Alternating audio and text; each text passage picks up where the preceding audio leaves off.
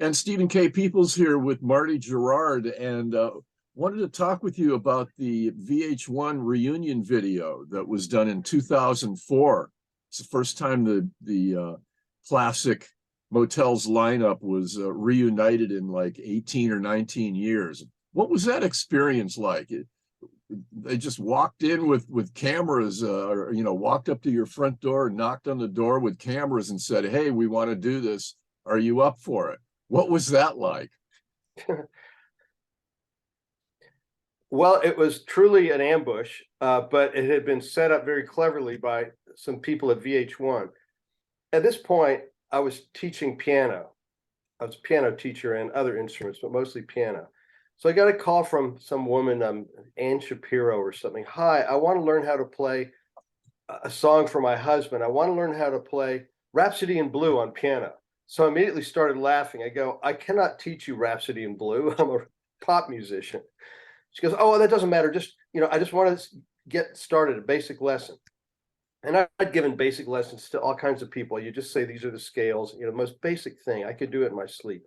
So she goes, "All right, 9 in the morning, Tuesday, next Tuesday," or whatever it was. So I show up at the door going, I'm going to meet some gal who wants to learn to play piano. I open the door and there's Ameer Haleem, I think his name was, and about 9 people with 3 cameras going. And my first thought was I was being punked by some community college film seminar where they go, just go up to people's doors and have cameras and just get reactions. I mean, I had no context for this situation. And they go, "Hi, are you Marty Jourard?" Whatever I said, I mean, you can see it. I go, "Yeah." And I'm looking incredulous because it was truly, it wasn't reality TV. It really was happening in real time. I had no idea what was going on. And I thought they were just jerking me off. But when the guy goes, "Oh, Motels, this and that," and he goes, and they pull out a All for One album. And I thought nobody would go that far just for this to not be real. And "Are you in?" and all this. I went, "Sure." And I signed it. And I was the first to sign it. Apparently they took it to all the other band members. And then once they knew I was going to let them in, because I don't think it happened to everybody, they went, "Okay." And they all started bringing in the gear. And then I went to the mirror and went, "This is really happening." So just focus. And they were quite gracious. And Ameer, I think it was his name, he was great. He was really friendly, and he was trying to get me to open up my heart and everything. And the only funny thing to me later is I happen to live across the street from 2 newscasters. Seattle, they were with King 5. And the gal who was the morning newscaster was on her porch on her cordless phone talking to somebody in the morning. And she looked down at the street and she sees this film crew running up to my house with like 3 cameras, and they're just running from down the street. And she's on the phone. She's going, "Something's happening. Something's happening." She didn't know if it was a drug bust or what. She had no idea, but she was in the news business and she recognized. Right. She pays attention. Yeah. And they made me promise not to tell anybody in the band because they wanted to ambush them. They asked me, "Where's the drummer?" And they didn't know, and I sort of knew. And I had to sign a thing that said if I told anybody, I'd be fined all this stuff that never would have happened. But it was intimidating. But the most frustrating thing for me, Stephen, was my young son was really into VH1 and watching MTV. And I could not tell him what happened. I picked him up from school and I couldn't tell him. I didn't tell anybody. How old is he? At the only time? 91, 01. He was like 12. And I didn't see any of it until they aired it. And Gotcha. I had a party at my house. I had no idea what it was going to be like. And it was beautifully produced. And You had a watch party at your house? Yeah. I said, Who "Come was on there?" over. I haven't seen it. Nobody's seen it. I'm going to have a big party. I'm going to have Triscuits and Cheese Whiz and warm white Zinfandel. Made a big joke about really awful catering, which I had, but I also had some decent food. We all watched it on my television, my VH1 cable channel, and I was astounded. They couldn't have done a better job. Well, I thought the running gag of "Where's the drummer" was pretty well played, Yeah, Because they It couldn't was, find Brian Glascock at first, or supposedly. but it wasn't a joke. All we knew is he was in Minneapolis. Right. Had to track. I knew where the bass player was. Martha was easy to find. Right. Uh, Yeah, I Michael knew was in Michael Goodroe. That was a great story. He was in Albuquerque. He segued into the health industry and was yeah. that was a funny ambush also. Oh, he was quite funny because his supervisor was obviously in on the deal, and he didn't know it. And he's there in the room with VH1 and the supervisor, and they're saying, "Can you go and to LA and do this?" He's going, "No, I can't do it," because he's looking at the supervisor. He's going, "No, I'm too old. I can't remember the songs. I can't get away from work." No, the riff was, "I can't get away from work," and the supervisor basically said, "Oh, we can cover it." And then Goodroe immediately goes, "Oh, I see what's going on. Oh, I get it." Yeah, he picked up that there was a conspiracy afoot. Yeah. And the problem with the Motels story, to make it dramatic, is there was no drama. So they tried to create drama between me and Guy Perry. At one point I said, "Oh, Guy, I think he really wanted to be a Night Ranger, but he somehow became the guitarist in the Motels." And there was some stuff, not just between me and him, but other people in the band. It was just a bit of a misfit. He's a wonderful guy, and I'm not saying that to backpedal. He's a great human. And so they were really hoping for this great moment in VH1 where we all meet and they show up for the first time. And I looked at it and went, "Wow, this is ridiculous. There's obviously nothing going on here, but they're trying to make it." And I immediately complimented him on this guitar solo he did on Icy Red, the song from Shock, which in fact was a great rockabilly guitar solo. Don't know why I didn't do more like that. It was great. And so he later said, "Oh, as soon as I heard that, I was just like, oh," because all of this stuff goes on with bands, and outsiders, many of them just think it's the greatest thing to find out about. But there's really nothing there. There was no there as far No, as there was no there. Well, there seemed to be some tension in Guy's mind. He said at least a couple of times that he wondered what the hell they were. He was grinding about for 18 or 19 years. It was all a bunch of nothing. Right. We talked about that once. I even talked to Richie Zito. They're both Italian. The guy's real name, which he went back to, is Guido Peratore, right? Which is much hipper than Guy Perry. And Richie Zito, I once told him something about how I was sort of glad that the solo album he did with Martha didn't do very well because I was quite hurt that the band broke up. And he said, "Oh yeah, I'm Italian. I know all about holding grudges." Here's that. But Guy was a very good musician. I believe that he was unnaturally pulled into being in the band from Valgaray. He was somehow part of that scene, if only being friends with one of the session players.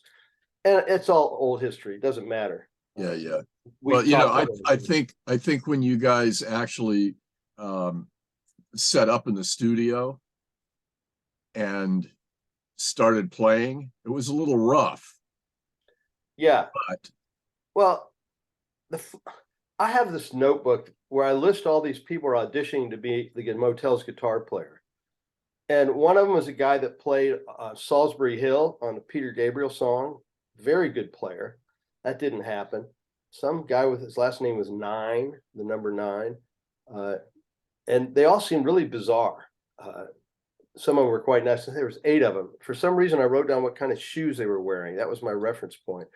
And when Guy auditioned, somehow his guitar sounded better than everyone else's. Maybe he had a trick pedal or maybe something, but he had this massive, big sound, and he was a very good guitarist. And he got it. This was long ago and far away, so I can't replicate the mood of those times making that record. But we did need somebody to play All for One songs on the road, and he's one of the 4 faces on that quarter divided up thing on the back. Right. Well, so now what happened after after you guys rehearsed and so forth, it was pretty clear that you guys still had it. It was kind of intuitive. And so the last live performance, what was that like? You mean the last one in the history of the band? No. For the special, they had a performance, a reunion, Yes. United band a performance, a one-off, and they invited an audience and filmed it, and it was a big deal. It was really loud. That's what amazed me. It was the loudest monitor I've ever heard. It was just astounding. And the joke for me is that I could not replicate my keyboard sounds for Only the Lonely. They gave me a Prophet keyboard that was blank, and they had this guy wearing all black with a camera following me around. And if you ever want to feel uncomfortable, he didn't say anything, and it's just me in SIR rehearsal room with this keyboard set up. And they make it so you have to be clever. You have to generate content because they're not doing it, and it's a setup. So I'm wandering around going, my tones, my new wave tones, I can't find my new wave tones, and I'm screwing around. I ended up asking a guy who did work for Berlin, and he was a synthesizer guy. I said, can you program this thing for me? I can't figure it out. And I think he did it on a Nord or something, but he got the sound right. I actually needed help. It's very humiliating, but I hadn't been playing synth since 1986. I was working the piano. Well, pianos go out of tune too, so I imagine synths go out of tune. No, you got to program. Yeah, I know. Yeah, of course. But it all worked out good, and we played well, and it was truly fun. They put us up at a hotel on Sunset Boulevard, and people were excited. The audience was super responsive, and these two guys were hanging around at the after party. One of them was Clint Walsh, and one of them was Nicholas Johns. And they were going, wow, how you doing? And I was a bit of a snob because I'm much older than them anyway. And those are the two guys that are now in the current Motels. But in 2004, I believe they had, maybe they were working with Martha. That's why they were there in another version of the band. But I just blew them off, and they gave me a lot of crap for that later when I joined the band. You were such a jerk. I think I told him, look, I was trying to meet girls. Don't be offended. Funny stuff to me. Yeah. Well, there was one point in the video where I think it was, well, I'm not sure exactly at what point it occurred, but the whole band was in the rehearsal studio sitting on cases and stuff, and the host was interviewing you, and there were a couple of references to the band's original breakup, and that I think Michael said something and you said something that would lead the audience to believe you weren't terribly pleased with that event. And I saw there was a quick cut of Martha kind of going, cringing, that with a little bit of a guilt thing about that. Did you guys ever talk about that or work that out when you were reunited there for that special? No, we didn't, because it wasn't even on the plate. It wasn't an emotional event to us. 86, 96, 06, it was, it was a long time later. And we all personally knew enough about Martha and about the record label and about the dynamics of who's the real star in this band that there was nothing to be said. Right.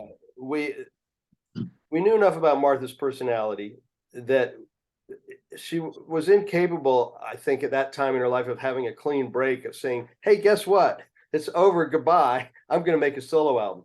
The part that bothered us is we were sticking around for 2 weeks while she was making what had started as a Motels album, segued inelegantly into what became the Martha Davis solo album, Policy. Right. But we were just happy to be together. We didn't have we never said anything to anyone else in the band that was unforgivable.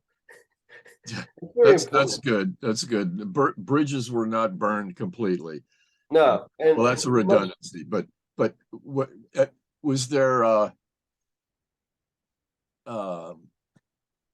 Was there a decision, a conscious decision after that special was done to continue to do gigs in that configuration, or what happened after after it aired? What was the where did the band go after that?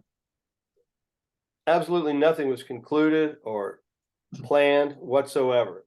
It was, I thought that phenomenal publicity would come from this, and the world would, because it was VH1, suddenly magical thinking happened to me, which would somehow make it that all these people that have firmly established lives and jobs in separate cities all across the US, somehow the forces of the economy and massive demand for this lineup would happen, and all of these things would be settled in some magical way where we'd be touring with a new record deal. We knew that that wasn't going to happen. I thought, well, that was fun. Bye. Well, and then you know, a number of years went by before you actually rejoined the band. Right. It was. Which was when? What was it, 2013? 2010, I did a little toe in the water. I went down to Portland where Martha lived nearby, and I played on a couple songs. Yeah. When she played a club down there. And then I went down, did some recording, re-recording of some Motels tracks, but there was no plan. There was no overarching plan. We're discussing a band that was huge in the 80s, and this is decades later. And I wasn't living my life in the context of being an ex-Motel or anything like that. In 2004, we had a lot of fun doing VH1. Then I came back to Seattle 2 days, the day after that was filmed. And I went about my business, which was, I was doing some writing, and I was teaching music in different instruments and doing okay with that. I was doing it out of my home. So there was no context of a Motels thing in my head. I just thought that was an unexpected treat, but that was that. That was that.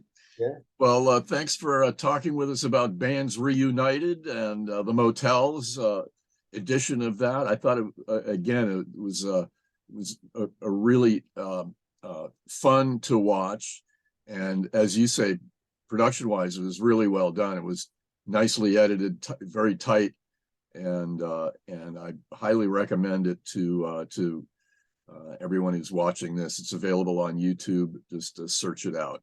And thanks again, Marty. We'll talk again soon. You know it.